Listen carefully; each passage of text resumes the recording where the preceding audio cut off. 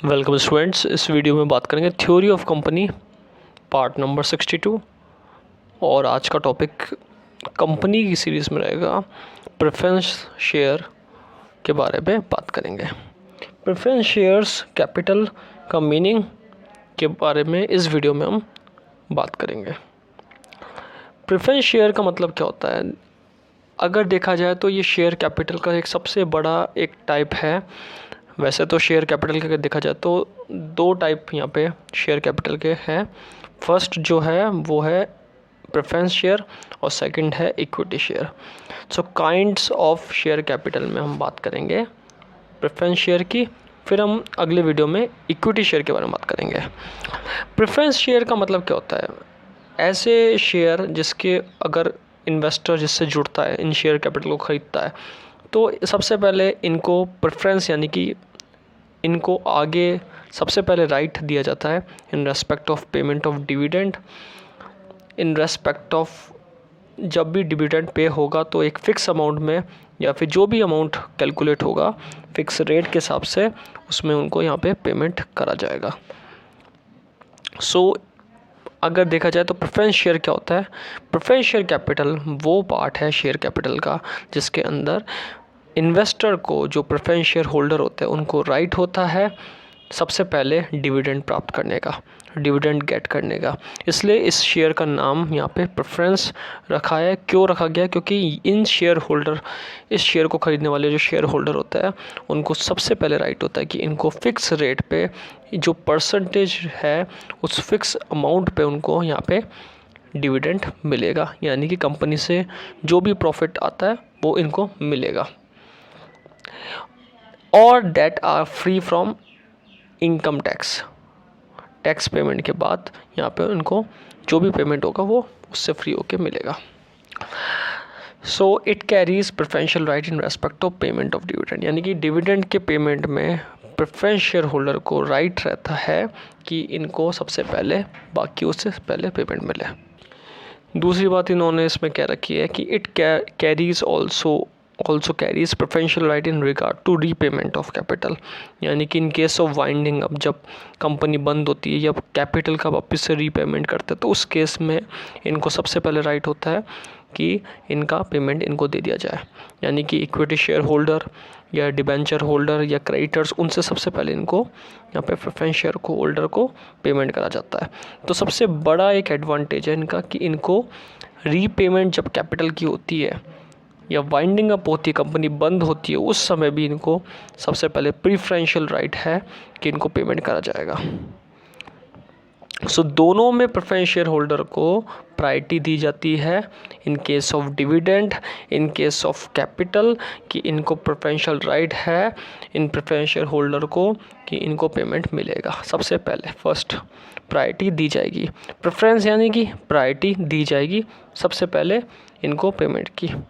तो यहाँ पे हमने देखा कि बेसिकली डिविडेंड में भी और कैपिटल में भी इनको यहाँ पे फ़ायदा मिलेगा। फिक्स्ड स्केल पर एक फ़िक्स अमाउंट दिया जाएगा। सो जो भी इनका पेड अप बनता है वो सारा इनको according to company rules regulation यहाँ पे पेमेंट होगा। Therefore preference share capital must have priority both regards to dividend as well as capital, दोनों केस में इनको फ़ायदा मिलेगा। अब यहाँ पे बात आती है इररिडीमेबल प्रेफरेंस शेयर की। ऐसे प्रेफरेंस शेयर जो रिडीम नहीं कर सकते, जो इररिडीमेबल है। अगर कंपनीज एक्ट के द्वारा देखा जाए, सेक्शन 55 इसको देखता है। कंपनीज एक्ट 2013 का अगर देखा जाए तो लिमिटेड बाय शेयर जो कंपनी होती है वो प्रेफरेंस शेयर इररिडीमेबल जो होता है वो इशू नहीं कर सकती। ये एक रूल है कि irredeemable preference share company limited by shares जो होती है, जो शेयर्स के द्वारा लिमिटेड है, वो कंपनी यहाँ पे प्रेफरेंस शेयर जो है बेसिकली इररिडीमेबल नेचर के, जो रिडीम नहीं कर सकते, उनको इशू नहीं कर सकती। और जो रिडीमेबल है, अगर उसकी बात की जाए रिडीमेबल की, तो रिडीमेबल में यहाँ पे 20 ईयर तक का period, with in a period not exceeding 20 year तक, जो डेट ऑफ इशू है उससे 20 ईयर तक के टाइम के से ज़्यादा इशू नहीं कर सकती। रिडीमेबल भी, रिडीमेबल जो रिडीम कर सकते हैं, इसके एक पर्टिकुलर मैच्योरिटी पीरियड या टाइम आ जाएगा, वो 20 ईयर्स से ज़्यादा नहीं होना चाहिए। सपोज़ 1993 में 1 अप्रैल को कंपनी ने रिडीमेबल इशू करा प्रेफरेंस शेयर, तो 1993 से 2013 1 अप्रैल तक वो मैक्सिमम पीरियड है कि वो इशू कर सकती है रिडीमेबल, मतलब उस चीज़ को रिडीम कर सकती है। अगर उसके बाद 20 साल के बाद वो रिडीम करती है तो वो इनवैलिड माना जाएगा। तो बेसिकली एक कंपनी है जो लिमिटेड बाय शेयर्स है, रिडीमेबल प्रेफरेंस शेयर भी तब इशू कर सकती है जब उसका पीरियड 20 ईयर्स से ज़्यादा का नहीं हो। ये एक तरीके का लॉ है। तो बेसिकली कंपनीज एक्ट क्या कहता है 2013, however company limited by shares में if so authorized by its articles issue preference shares which are redeemable within a period not exceeding 20 years। 20 साल से ज़्यादा का पीरियड नहीं होना चाहिए और अकॉर्डिंग टू उनके आर्टिकल्स कंपनी इशू कर सकती है फ्रॉम डेट ऑफ इशू। अगर 20 साल से ज़्यादा पीरियड होगा तो वो इनवैलिड माना जाएगा, बेसिकली वैलिड नहीं होगा। और ये यहाँ पे ध्यान रखना है कि शेयर्स फुल्ली पेड अप हो गए, share redeem only out of profit होगा, जो डिस्ट्रीब्यूशन डिविडेंड का दिया गया है उसी के बेसिस पे रिडीम होगा। और अगर देखा जाए तो शेयर जो हो गए वो बेसिकली डिस्ट्रीब्यूशन ऑफ डिविडेंड और कैपिटल के बेसिस पे ही यहाँ पे रीपेमेंट होगा। जो भी अमाउंट होगा प्रॉफिट का वो कैपिटल रिडम्पशन रिजर्व में भी जा सकता है। It shall be transfer out of capital reserve.